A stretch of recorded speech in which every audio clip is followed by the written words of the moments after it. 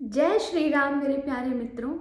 और आज गीता के पाठ से पहले एक पुस्तक का परिचय मैं आपको देना चाहूंगी। मैं क्या कहूँ इस पुस्तक के बारे में। इसका नाम है जीवन का प्रयोजन। इसके लेखक वास्तुशास्त्री खुशदीप बंसल जी हैं। ऐसा इसका कवर है और मेरी इच्छा है कि भारत का प्रत्येक व्यक्ति इस पुस्तक को पढ़े। अगर आप अफोर्ड नहीं कर सकते, अभी स्थिति ऐसी है कि आप इस पुस्तक को प्राप्त नहीं कर सकते, तो मैं इस पुस्तक को पढ़कर आपको सुनाऊंगी। इसका एक एक शब्द हमारे मन में जो उलझने हैं उन्हें सुलझाएगा।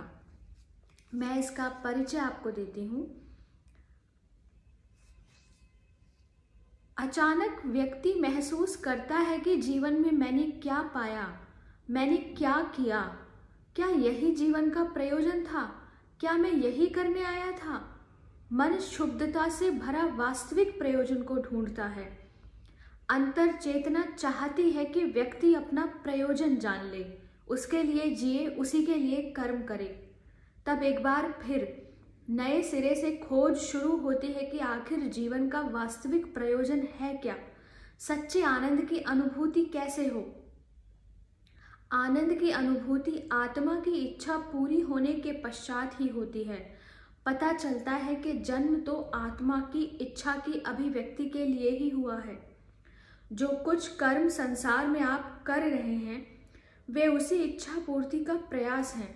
जीवन में प्रत्येक कर्म आत्मकांक्षा की अभिव्यक्ति की ओर ले जाता है। आत्मकांक्षा अर्थात आत्मा की इच्छा, जिसको पूरा करने के लिए वह जन्म लेती है। आत्मकांक्षा का बोध ही जीवन के प्रयोजन को जानने में सहायक होता है। अभी जब आप थोड़े से युवा होते हैं तो आपको ये बातें बड़ी थोथी मालूम होती हैं। सब लोगों के साथ ऐसा नहीं है। कई बार बहुत कम उम्र की अवस्था में भी किसी के अंदर एक टीस होती है, पीड़ा होती है कि उसे कुछ ऐसा श्रेष्ठ करना है कि उसका जीवन सार्थक हो। पर अधिकांश के संबंध में ऐसा नहीं होता।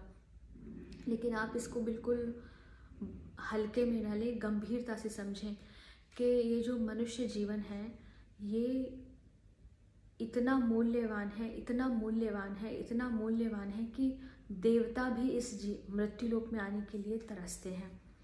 और इस जीवन का जब बहुत सारा हिस्सा यूं ही चला जाता है निरर्थक, आप अंदर से प्रसन्न नहीं होते, आप सार्थक महसूस नहीं करते। आपको ऐसा लगता है कि आपकी आत्मा प्रसन्न नहीं है, आप सुखी नहीं हैं और आपके पास विकल्प भी नहीं बचे हैं। आपकी उम्र अब ऐसी अवस्था में है जहाँ से आप बहुत सारी चीज़ों को सामाजिक दबाव के चलते नहीं कर सकते। तब आपको ऐसा विषाद घेरता है, ऐसी निरर्थकता घेरती है, ऐसी निराशा घेरती है, ऐसा अवसाद घेरता है कि जिससे अंतिम श्वास तक निकल पाना संभव नहीं होता। इसलिए मैं बार बार आपको चेता रही हूँ कि अपने जीवन के प्रयोजन को समझें। आपकी आत्मा की इच्छा क्या है, अंतर्मन क्या चाहता है, अंतर्मन की टीस क्या है। इस पुस्तक में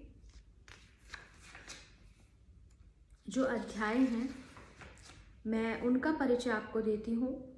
सबसे पहले प्रयोजन के बारे में समझाया गया है कि मेरे जीवन का प्रयोजन क्या है, क्या करूं जिससे सच्चे आनंद की अनुभूतियां हो। पहला अध्याय है बोध कैसे हो। मछली की जिज्ञासा दिन प्रतिदिन बढ़ती ही जा रही थी, जल का बोध कैसे हो।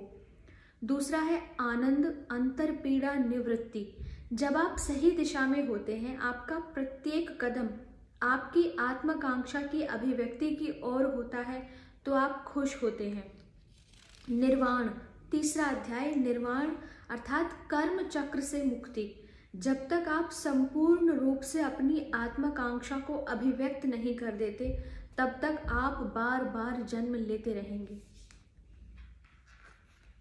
चौथा है इच्छाएं जो जीवन प्रेरक हैं। जीवन क्यों दौड़ रहा है? क्योंकि इच्छाएं उसे दौड़ा रही हैं। अपनी इच्छाओं को अभिव्यक्त होने दें। पांचवा है आत्माकांक्षा, जो कि इसकी पहचान और साधन, वह एल्केमी क्या है जिससे भाग्यशाली लोगों के भाग्य का उदय हुआ। छठा अध्याय है अल्केमी, अर्थात पारस मणि बनाना।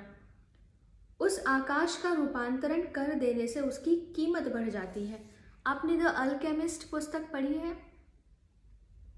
कि आपके अंदर का जो आकाश है वो क्या चाहता है, उसके तत्व क्या हैं, उसके गुण क्या हैं, वो कैसे कार्यों में रुचि रखता है।